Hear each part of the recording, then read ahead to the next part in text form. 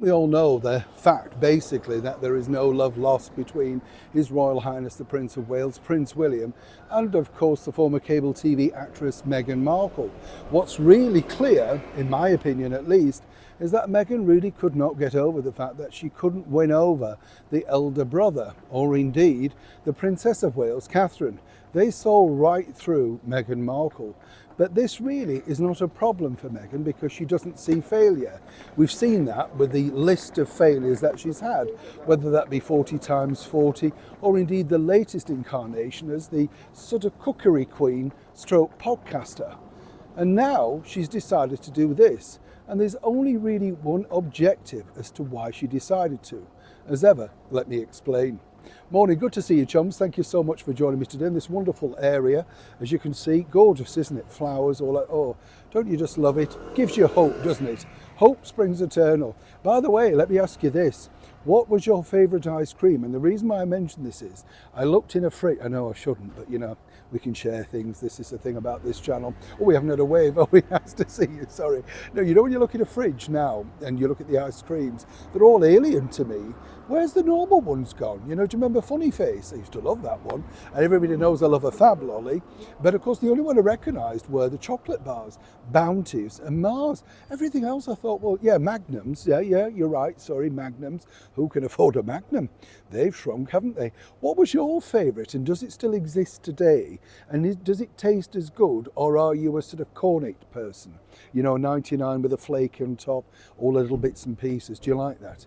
I do. But it gets everywhere, doesn't it? All over your face, down your It's never a good look, is it? This is never a good look, is it? Jealousy.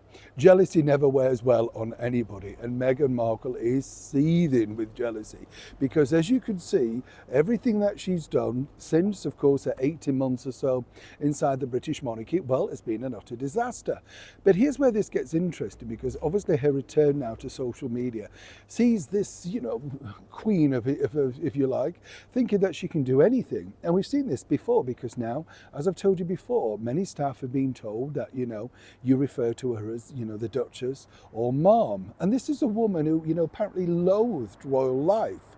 And if you remember when they first went off, Harry said, oh, don't bother with all the paraphernalia, just call me Harry. It's funny, isn't it, how failure makes you, well, let's just remember who I am. Remember now, it is, of course, the Duke of Sussex. He always has to be nailed as that title wherever he goes.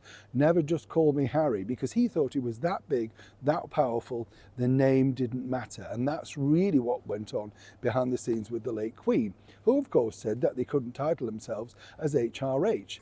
But this proves differently.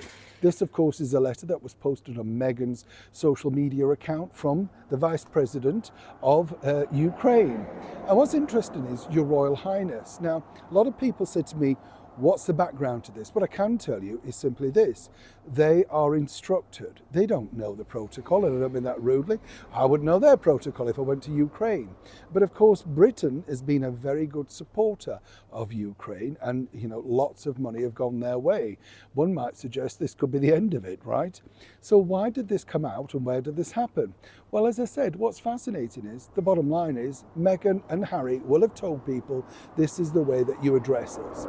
Now, at the time of recording this is going to be fascinating as to whether that she puts out a statement to correct herself. You see, this would be the interesting bit.